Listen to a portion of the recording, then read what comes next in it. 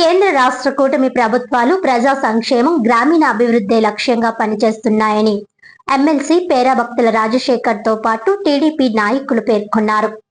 Kakinada rural మండలంలోని ఇంద్రపాలెం, చీడిగ గ్రామాల్లో ఉపాధి హామీ పనులను ఎమ్మెల్సీ పేరాభక్తుల రాజశేఖర్, మాజీ జడ్పీటీసీ నులుకుర్తి వెంకటేశ్వరరావు, జిల్లా టీడీపీ ప్రధాన కార్యదర్శి పెంకే శ్రీనివాస్ బాబా పరిశీలించారు. మహిళా కూలీలతో మాట్లాడి వారి సమస్యలను అడిగి తెలుసుకున్నారు. ఈ సందర్భంగా వారు మాట్లాడుతూ ప్రధాని నరేంద్ర మోదీ, ముఖ్యమంత్రి నారా చంద్రబాబు నాయుడు, ఉప ముఖ్యమంత్రి పవన్ కళ్యాణ్ నాయకత్వంలో గ్రామీణ అభివృద్ధికి ప్రభుత్వం కట్టుబడి ఉందన్నారు. వికసిత్ భారత్ జైరాంజీ కార్యక్రమంలో భాగంగా ఉపాధి హామీ పని దినాలను 125 రోజులకు పెంచడం, చెల్లింపుల్లో పారదర్శకత, గ్రామ సభల ద్వారా అభివృద్ధి ప్రణాళికల అమలు వంటి చర్యలతో గ్రామీణ ప్రాంతాల అభివృద్ధి సాధ్యమవుతుందని తెలిపారు. ఈ కార్యక్రమంలో దొడ్డిపట్ల అప్పారావు, గౌర శ్రీరాములు, మాసుమేను శ్రీరాములు, మాసుమేను గంగయ్య, రాయుడు శ్రీను, పితాని అప్పన్న, మహేష్, గుత్తుల రామలింగేశ్వరరావు, కొండ వినాయక్, పెంకే సత్యనారాయణ, రామకృష్ణ, వాసంశెట్టి రాంబాబు, పి శాస్త్రి తదితరులు పాల్గొన్నారు. 19 సంవత్సరాలు అవుతుంది, నాకు తెలిసింది 19 ఇయర్స్ అవుతుందండి. ఇది మహాత్మా గాంధీ 2007 అది 7.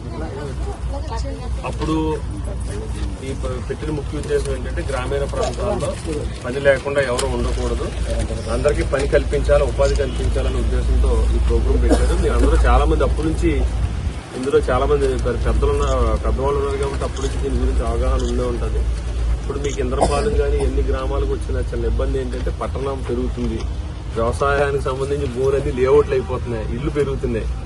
కొంచెం మనం సెమీ అర్బన్ అంటే పట్టణానికి దగ్గరగా ఉంటున్నాం, కొన్ని ఇబ్బందులు భవిష్యత్తులో ఉంటాయి. కానీ అప్పటి నుంచి ఈ ప్రోగ్రామ్ మళ్ళీ కొత్తగా మార్చి విబిజీ రామ్జీ, వికసిత్ భారత్ జీ రామ్జీ అనే ప్రోగ్రామ్గా పేరు మార్చి ఈ రోజు నుంచి మరి అది పేరు నామకరణం మార్చి కేంద్ర ప్రభుత్వం, రాష్ట్ర ప్రభుత్వం మరి కొత్త ప్రోగ్రాంతో ఈ పని చేస్తుంది. గతంలో అయితే 100 రోజులు పని దినాలు, ఈ కొత్త ప్రోగ్రాంలో 125 రోజులు పని దినాలు పెంచి సుమారు మళ్ళీ అదేవిధంగా ఈ రాష్ట్ర ప్రభుత్వం కూడా కేంద్రం ఇచ్చిన దానికి ఒక 5 రూపాయలు అదనంగా 317 నుంచి 5 రూపాయలు రాష్ట్ర ప్రభుత్వం ఇస్తుంది, 312 రూపాయలుగా నిర్ణయించడం జరిగింది.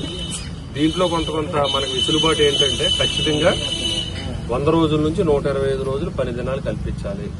మనం పని అడిగిన 15 రోజుల్లో పని ఇవ్వాలి, పని ఇవ్వలేని పక్షంలో భృతి ఇవ్వాలి.